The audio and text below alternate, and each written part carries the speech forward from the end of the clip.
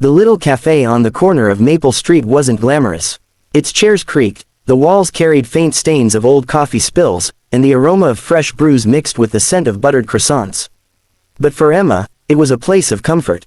Every morning before heading to her job at the bookstore, she stopped there to grab her small black coffee, the one indulgence she could afford on her modest paycheck. That morning, however, her wallet betrayed her. As she rummaged through her purse, embarrassment flushed her cheeks. She had left her card at home. The line behind her grew longer, impatient sighs filling the air. "I'm sorry," she mumbled to the barista, ready to step aside. "Don't worry, I've got it," came a voice from behind. Emma turned to see a man in his late 60s, dressed in a simple gray coat, his silver hair neatly combed back. His eyes, sharp yet kind, studied her with quiet curiosity.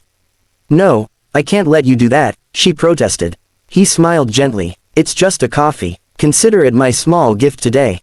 But something inside Emma refused to accept charity. She fished out a crumpled $5 bill, the last cash she had for the week, and pressed it into the cashier's hand. "No, please, his too," she said, nodding at the stranger. The man blinked, caught off guard. "You're paying for mine." Emma nodded firmly. "If someone helps me, I'd rather return the kindness." For the first time in years, Charles Whitmore, the billionaire nobody recognized outside glossy magazines, was speechless. Charles didn't look like a billionaire that morning. His driver had the day off, and he'd dressed down to avoid attention.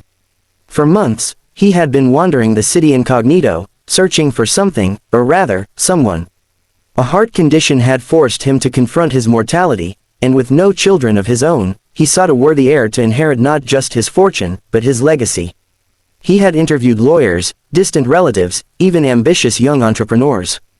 But none had what he wanted: humility, kindness, and a heart untainted by greed.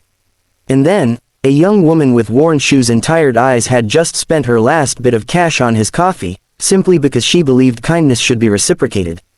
They ended up sharing a table. "So," Charles began, stirring his cup slowly, "do you always buy coffee for strangers?" Emma laughed softly, brushing a strand of hair behind her ear. "Not really, but I know what it feels like to be embarrassed at the counter. I'd rather help than be helped." Charles studied her. She wore no jewelry except a tiny silver locket. Her hands were calloused, likely from shelving heavy books. She spoke with sincerity, her words unpolished but genuine. "And what do you do, if I may ask?" he said. "I work at the bookstore down the street. Part-time mostly. It barely pays the bills, but I love books. They've always been my escape." He smiled. "In dreams, surely you have them." Emma hesitated, as if afraid to sound foolish. "One day, I'd like to open a children's library. A place where kids who can't afford books can come and read, maybe even take some home. My parents used to say that knowledge is the one treasure no one can take away." Her voice faltered slightly. "They passed away when I was 16, but," their words stuck. Charles's chest tightened, not from his illness this time, but from something else: admiration. Over the next weeks, Charles returned to the cafe. So did Emma. What started as casual chats about weather and books grew into deeper conversations. She spoke of her struggles with rent, her exhaustion from juggling work shifts, yet also her stubborn refusal to give up her dream. He listened, more captivated than he had been in boardrooms filled with polished executives. One rainy morning, Emma found him coughing heavily, his face pale.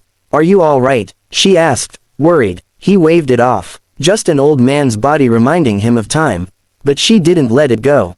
She insisted on walking him home, holding her umbrella over him while her own shoulder got soaked. In his apartment, a modest place he kept for solitude, she brewed him tea, fussing over him like a daughter might. "You shouldn't be alone when you're not well," she scolded gently. Charles watched her move about his kitchen with quiet awe. No one had cared for him like this in years. A month later, he invited her to a different kind of meeting. "Come with me tomorrow," he said mysteriously. "I want to show you something." Emma hesitated but agreed. The next day, a sleek black car arrived at her tiny apartment. Confused, she stepped inside and found Charles dressed in an impeccable suit. They drove to the city's tallest glass building, the headquarters of Whitmore Enterprises. Emma froze at the entrance. "Charles, what is this place?" He smiled knowingly. "My world, and I want you to see it." Inside, employees greeted him with reverence. Emma's eyes widened as whispers spread. "It's Mr. Whitmore." She turned to him, stunned. You're that Charles Widmore. The billionaire. Yes, he admitted softly. And I owe you the truth. That day in the cafe, you didn't know who I was. You only knew a man embarrassed at the counter. And you paid for his coffee. Do you realize how rare that is? Emma's voice shook. Why me? Why bring me here? Because I've spent years searching for someone who embodies kindness without expecting reward. Someone who understands struggle, yet dreams of lifting others. You're that person, Emma. Her breath caught. What are you saying? He placed a folder before her. Inside were documents, trusts, plans, and a proposal to fund her dream library. I don't need an heir of blood, he said. I need an heir of heart. Someone who will use my resources not for greed, but for good. If you're willing, I'd like to make you part of my legacy.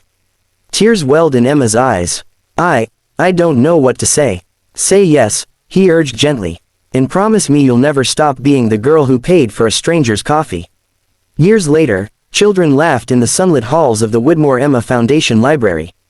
Books lined every shelf, and kids who had never owned a single storybook now carried them home with shining eyes. At the entrance hung a plaque. This library stands because one young woman believed kindness is never wasted. And beside it, in small letters, dedicated to Emma, the heir of heart, and to Charles Widmore, who found family in the most unexpected place, a cafe and a cup of coffee.